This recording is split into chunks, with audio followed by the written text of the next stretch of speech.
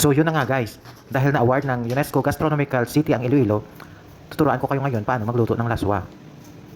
Ito ang isang lutong gulay na masustansya na pinagmamalaki namin sa probinsya.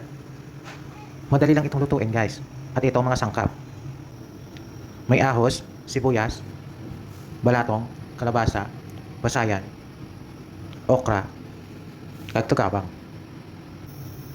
Habang pinapakulo natin ang tubig, gayatin muna natin ang saluyot o tugabang sa Ilonggo. At ito at kumulo na ang tubig guys. Kaya pwede na natin ilagay ang kalabasa.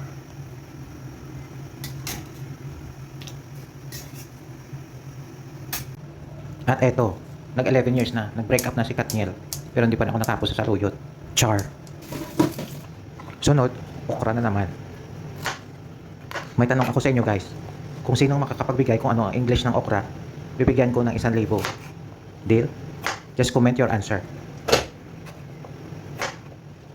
At eto, nag 11 years na. Time to move on. Ilagay na ang hipon. Char.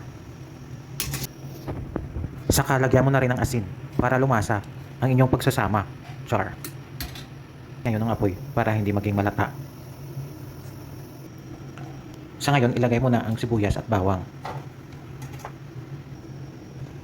Sa ngayon, ilagay na natin ang sitaw. Tawag dito ay string beans o sa amin ay balatong. Ilagay na rin natin ang okra. So ano na, alam nyo na ba ang English ng okra? Yes, so ayan, pakuluin mo lang. Ilagay mo na rin ang saluyot. Tawag dito sa amin ay tugabang. At isa pang tanong para sa 1,000. Ano bang English ng saluyot o tugabang? Your answer below. Finally, luto na guys. Ito na, ang sarap. Namit git. Kaon na ta. Kaon ta anay. Kaon ta eh. Kaon ta bala.